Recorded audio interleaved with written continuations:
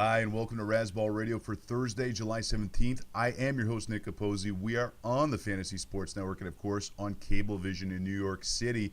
And I got a great guest today. We always have great guests, but you know what? It's like it's been Legends Month for here.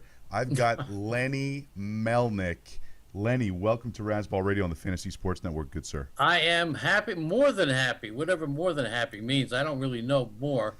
But if there is a more than happy, that's me today. It's a pleasure to be with you, Nick. I love it. Now, you can follow Lenny at Lenny Melnick, Melnick. And the reason you want to follow this guy is not only is he the two-time labor champion, not only has he won Tout Wars, I think it's fair to say, Lenny, you're one of the original fantasy radio guys. You started way back in 1993.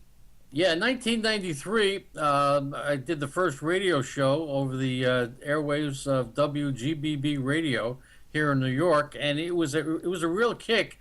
For many years, my partner and I, Erwin Zwilling, made phone calls to each other at 9 a.m. in the morning because he was in New York, in the city, in Manhattan, where you get the late scores from the night before. I was out on Long Island where I never got the late box scores. So we had a phone call, and we went through the box scores. Every morning we said it was a radio show. And then eventually it became the first radio show, of all the things I'm proud of. And I have three great kids and the whole deal. But to be the first one to do the first radio show pertaining to rotisserie sports, rotisserie fantasy sports, that's something they can't take away from me, and I'm very proud of that, and I am amazed to see how far it's come. No, and you should be proud, Lenny. Really, you help establish where this has gone, and now we're here on the Fantasy Sports Network, and that's because of some of the stuff that you were able to get rolling back in the early 90s.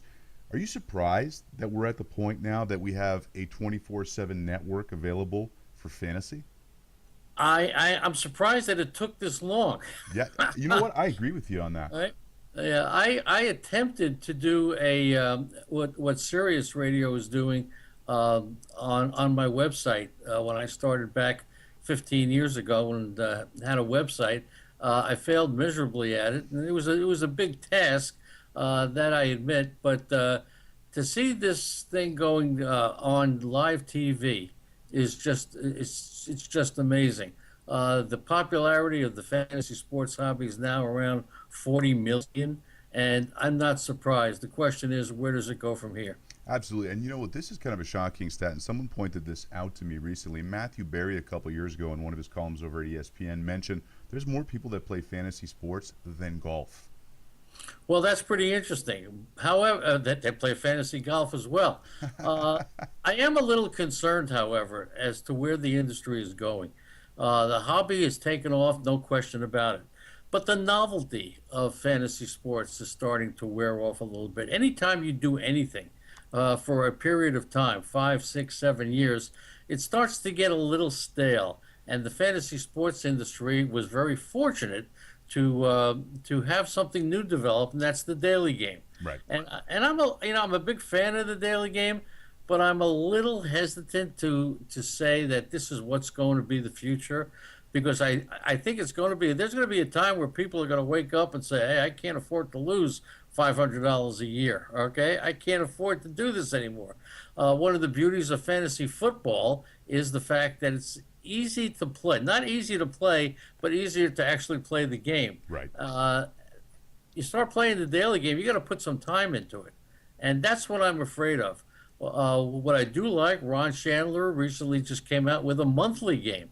And that, to me, is where I think the industry is going to go, because we all get all messed up when we get key injuries. I mean, Jose Fernandez and the whole deal. Don't get me started this year, Lenny. The whole deal. This year, and everybody says this year is special. It's like this every year. We're in the moment right now.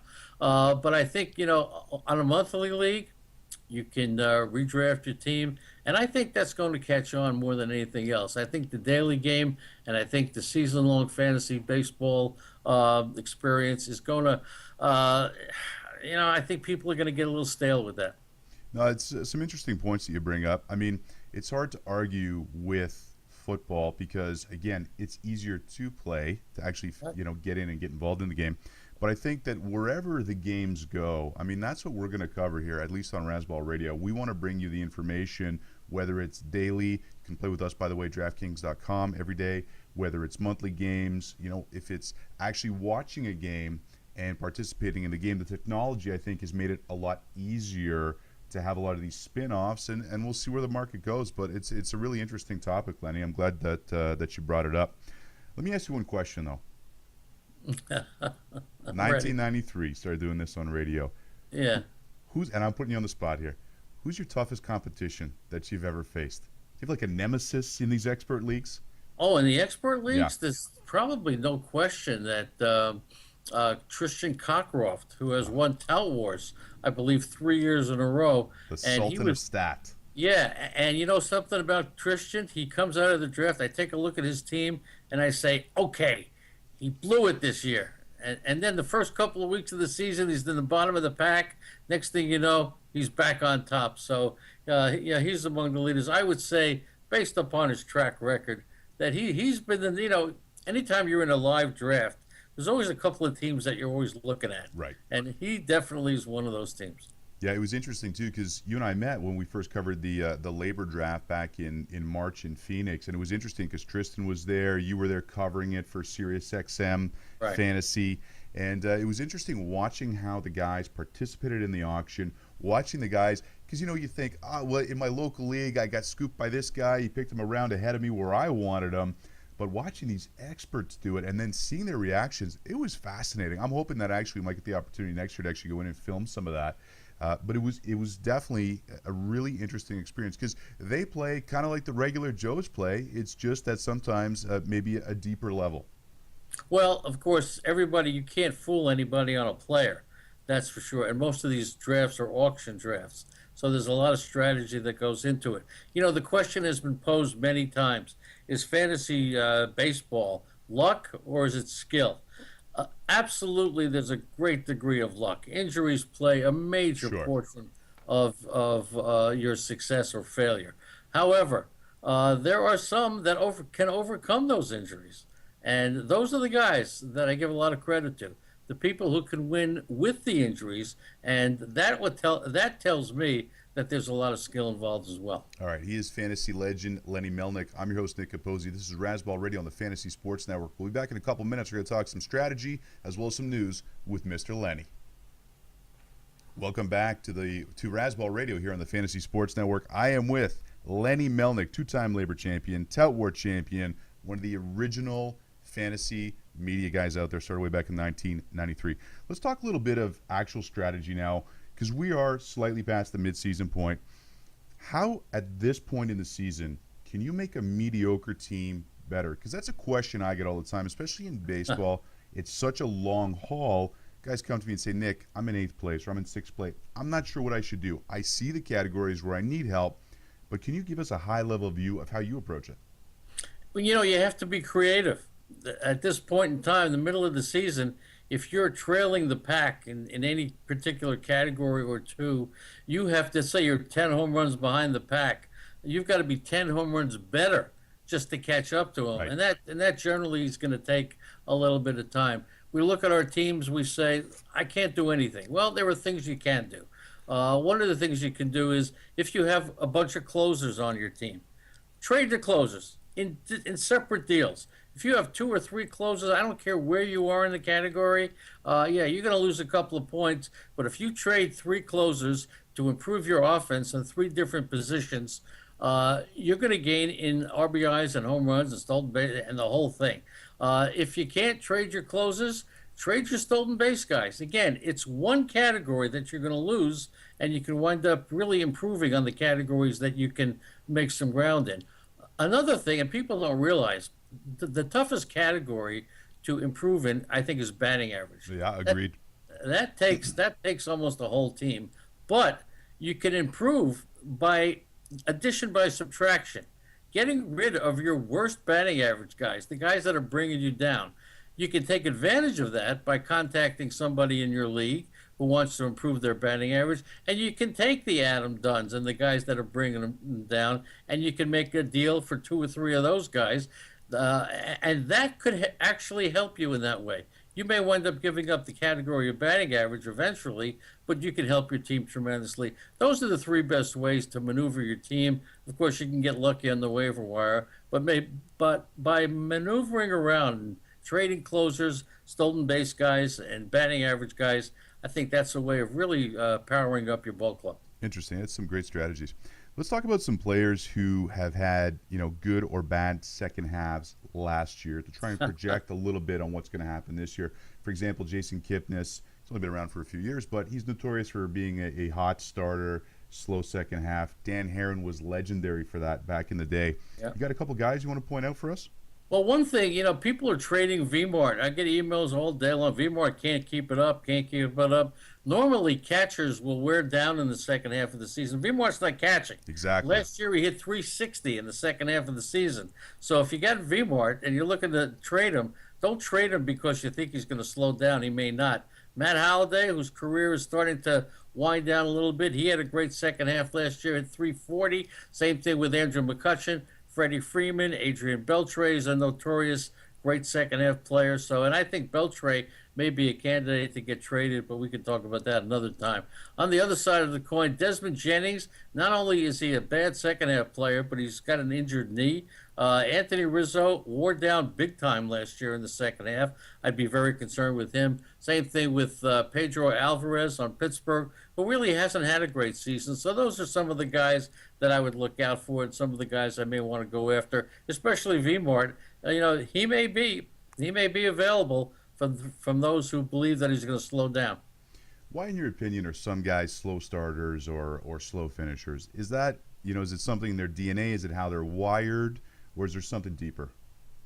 A lot of it is a confidence builder. I know we don't look at spring training stats very often, and we say it's meaningless, but it's not. For those players that come out of spring training on a down cycle, whose confidence is not up, they're liable to get off to a slow start. On the other side of the coin, those players who wind up hot in spring training at the end will carry that over. And, like Yogi Berra once said, in 90% of this game is 60% mental or something like that. I don't know.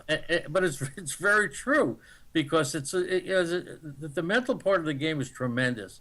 And if you can get your confidence early on coming out of spring training, chances are you can have a good start, and the other way around on a bad start. So, and is that for established players? What about when a young guy has a really good spring? Well, you know what? I'm not too. I've coined the phrase years ago: "A rookie is a rookie is a rookie." I will be very careful of the rookies. I'll be very careful of the second-year players. That we have something that's called the sophomore slump, and I believe that's real, because in the off season, a second-year player is going to go back and say, "I had a great year. If it ain't broke, I ain't fixing it." Okay. Right. And the pitchers and the hitting coaches, the pitching coaches in the offseason say, we got to figure out a different way to pitch this guy. So unless this hitter is willing to make some changes, that causes the sophomore slump, and you see that over and over again. Basically, when it comes to the young players, I like them, and more they're showing up. So maybe my theory is getting a little worn out. However, I don't put a lot of stock in these guys carrying my team. Now, you got a big baseball road trip happening that you're going out on. You told me that later this summer. However, if you're in New York on August 21st, we're going to be at Duke's in Murray Hill for the Razzball Tour. I'll be there. I'll be there. I'll be there 2 days before just to save you a parking spot. My truck's really big. I need like 10-foot clearance. So we're literally we've got a 2014 Mercedes-Benz high roof Sprinter van. We're wrapping it with a huge map of the U.S. pointing out the tour, and we're going to travel and host 32 fantasy football draft parties in 32 straight days in all 32 NFL cities. And New York is going to be epic, because not only will Lenny be there, there is a cast of fantasy characters that are going to be there. It's going to be a big party at Duke's in Murray Hill. So really excited to get you out there, Lenny, and have a beer with you maybe. That's great. I may even be in Pittsburgh and a couple other cities. I may surprise you there. Don't tease me, Lenny. Okay. Don't tease me. We're at Jerome Bettis' Grill in Pittsburgh. Yes. By the way, if you want to join us, you can get your tickets at razzballtour.com. Okay, Lenny, we're going to come back in a minute. We're going to talk about some potential trades that might happen and how that might affect fantasy going forward. And we'll do that right after this here on Razzball Radio on the Fantasy Sports Network. Welcome back to Razzball Radio on the Fantasy Sports Network. Joined by Lenny Melnick, of course, the legend. One of the actually, you started fantasy media, so you know what? You are a legend, my man. Thank you. Okay, let's talk about some guys who could potentially get traded second half and how that would affect their fantasy stock. I'm going to throw one guy in particular, Justin Morneau, who, the poor guy had such a tough time coming back from those concussion issues, but right now, 13 homers, 60 RBIs, 312 average. He's looking like a 2008 version of himself. Does he get traded? And if so, does leaving Coors put him behind the 8 ball? Morneau's a good hitter wherever he goes. I don't care where he hit in Minnesota for so many years, not the greatest ballpark. I have Morneau on my Tout Wars team and my Labor team, and I'm thrilled with what he's done so far. However, it looks to me like Colorado is going to make some big-time changes. And I'm talking about Tulowitzki or Cargo. Morneau could be part of that. Look, the Rockies have tried the formula of offense with Cargo and Tulowitzki for so many years. Hasn't worked. Somehow they're going to have to get some stud pitchers. They're not going to get them through the free agent market because pitchers don't want to pitch in Colorado. But in the trade market, that's the way. Wouldn't be surprised if Morneau gets dealt. There are a lot of teams that could use him, and it could be any number of teams. San Francisco could be a team. Pittsburgh could be a ball club as well. You know what? I've heard these Tulowitzki rumors. I think it'd be hard for a team to take on, although both Tulowitzki and Carlos Gonzalez actually have pretty good contracts, but they're locked in long term. Gonzalez, I'd be more concerned with because of his track record with injuries. But Tulo, I just have a hard time seeing them trade him. What's the percentage that he actually gets moved? Let's even say this year or next year. I think it's pretty good. Really? And I think the St. Louis Cardinals are the team that I'd be looking. Wow. They have tremendous depth in their minor league system with three outfielders: James Ramsey, Oscar Taveras, Randall Geichuk. The tremendous Stephen Piscotty. They are loaded with prospects that I think Colorado would love to have. Shelby Miller's another guy. Okay, they could trade Carlos Martinez. You're talking about a team that's loaded. How they'd work out the financial arrangements, I don't know. Right. But I think throwing out those kind of prospects, I think Colorado would work with them. I think they can get it done. And you know what? You make a good point about St. Louis because they're so well run. Let's talk about a team that hasn't been well run recently. With all due respect to Ruben Amaro, the Phillies have been kind of a train wreck. This team got old, but it didn't happen fast. I mean, everyone else saw it, and they kept trying to be competitive. Is anyone going to take on Ryan Howard's salary? Of course, Philly would have to, take a big chunk of that change back. But he's got 15 homers, 56 RBIs. Listen, Ryan Howard can still hit. Does he get moved? Ryan Howard, Chase Utley, of course, Jonathan Papelbon could be the first one to go. Simply because he's sort of a malcontent, but he's a good player as well. So I think Papelbon goes. Latest rumors are the Dodgers very interested in a guy like Papelbon. Wouldn't be surprised if Chase Utley winds up on the Yankees playing second base if the Yankees remain in contention. And then, of course, you got the pitchers, Cliff Lee. It all depends on how much Philadelphia is willing to pay part of their salary. That's for sure. And I think they're very willing. Dominic Brown is one of the young players on that team. He's out there on the trade market as he was in the preseason. So unless Ruben Amaro decides to hang on and just ride it out and hope for the best, I think the Phillies are going to make a ton of trades. It's going to be very interesting. But many of these may happen at the winter meetings. Yeah. So let's see what happens in Philadelphia. Interesting you brought up Dominic Brown. We talk about him a lot. Of course, T-Hole, one of our regulars here at Razzball, is obsessed with Dominic Brown. He's a guy I'd love to see with a change of scenery because I think part of the reason he's had such a hard time adjusting to the majors is because of how Philadelphia brought him up, brought him down, never really carved out an opportunity for him. He looks to me like a guy who, with a change of scenery, could really have an impact. I saw Dominic Brown in the Arizona Fall League. Yep. And he reminded me of Darryl Strawberry. The problem with Dominic Brown is he's one of the worst defensive outfielders in Major League Baseball. And I think that rap has kind of gotten to him, gotten to his confidence. He has spent so much time trying to improve his defense that it kind of messed him up offensively. Nonetheless, the Phillies are very unhappy with him. Wouldn't be surprised if he goes somewhere. All right. Now, you brought up Adrian Beltre earlier, one of the most consistent hitters in baseball. I think actually he's a little bit underrated as a fantasy player because he is so consistent. He's not a sexy player. You think that the Rangers might move him? How about Adrian Beltre for the Hall of Fame? Take a look at his numbers. He Oh, just interesting. he just goes in a couple of more years, he'll be right there. I do think that there's a possibility that Texas blows this team up, and at age 34, you got to think that why hold on to a 34-year-old third baseman? This could be the last time you can get big time value for him. Right. So I'm not saying they're unhappy with Beltre. I'm just saying from a business decision, at age 34, if you're going to retool your team, now's the time to trade that guy. Where does he go? I have no clue. Anybody would want him. You speculate, where does he go? I can tell you a million teams that he can go to, but what do I know? I don't have that inside scoop. I do think, looking at the team, it makes sense. He's 34. He's a good player. He still has a ton of value. If you're going to retool your ball club, now's the time to trade those 34, 35-year-olds. All right, we got about a minute left. Real quick, how you doing in your tout war and labor leagues this year?